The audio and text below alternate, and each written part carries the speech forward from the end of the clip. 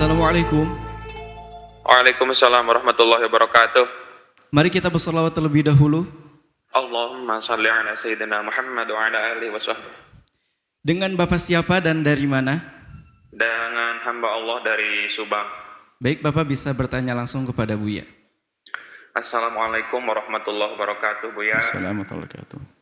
Semoga Buya selalu mendapatkan petunjuk dan selalu mendapatkan rahmat dari Allah Subhanahu wa taala. Amin ya Allah ya rabbal alamin. Baik Buya, izin bertanya mengenai fikih Buya.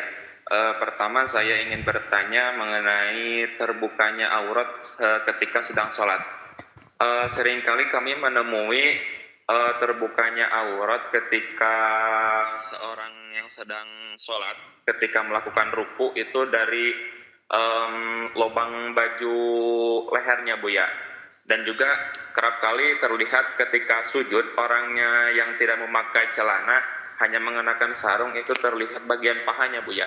Apakah itu termasuk yang membatalkan sholat Buya? Sebentar, waktu berdiri lengannya, lengan mana? Waktu berdiri, waktu ketika ruku itu dari salah-salah leher baju Buya. Leher bukan baju lengan, kan ada bukan lengan ya.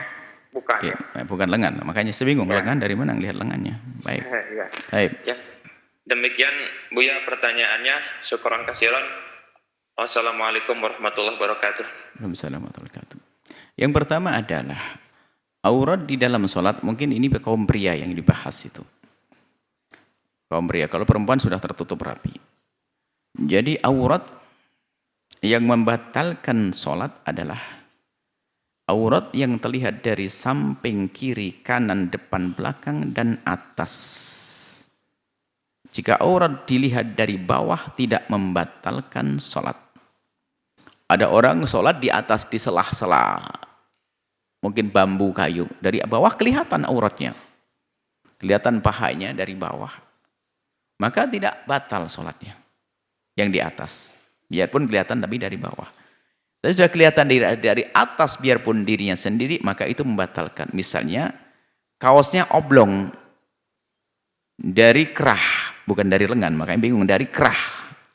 Kerah ini ya, kan ada yang bolong begitu. Sarungnya di bawah pusat. Di saat rukuk otomatis baju ini akan menggantung. Kelihatan pusatnya kelihatan oleh dirinya sendiri, maka kalau tidak segera ditutup maka batallah sholatnya. Batallah sholatnya. Maka kalau ingin sholat hendaknya kalau pakai kaos itu dimasukin kaosnya.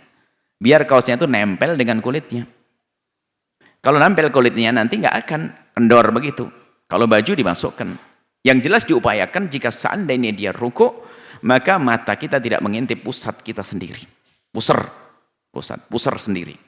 Kalau kelihatan pusarnya adalah batal sholatnya.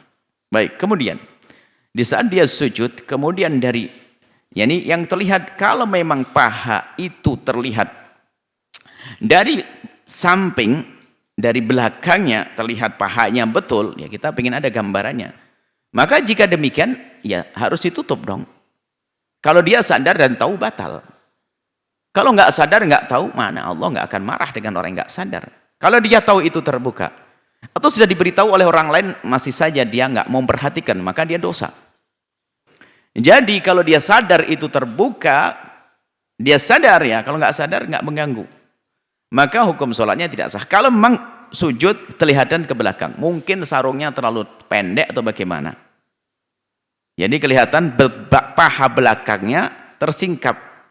Sehingga paha belakangnya otomatis di atas betis kan membujur begini lurus, baru naik pahanya. Itu kok kelihatan, maka dari ujung paha yang dekat ke betis itu kok kelihatan juga tidak sah. Maka hendaknya waspada yang demikian ini. Harus hati-hati. Maka lebih baik sarung itu sedikit dilebarkan, kemudian tengahnya itu lebar sehingga melipat, atau sarung itu kalau lebar, kalau ngepres banget itu biasanya ada kerenggangan. Tapi kalau sedikit lebar itu akan otomatis akan dengan ketindih sama lutut akan menjadi menutup. Tapi kalau kencang begitu ngebuka. Intinya semuanya tahu diri dan menjaga. Jadi intinya jika dia sadar benar dan dia tahu benar bahwasanya terlihat auratnya dari belakang, maka itu adalah tidak sah sholatnya. Sahabat Al-Bahjah TV, Setelah menyaksikan video ini, jangan lupa bersolawat kepada baginda Nabi Muhammad. Shollu ala Nabi Muhammad. Allahumma sholli alaihi wa ala alihi wa sahbihi.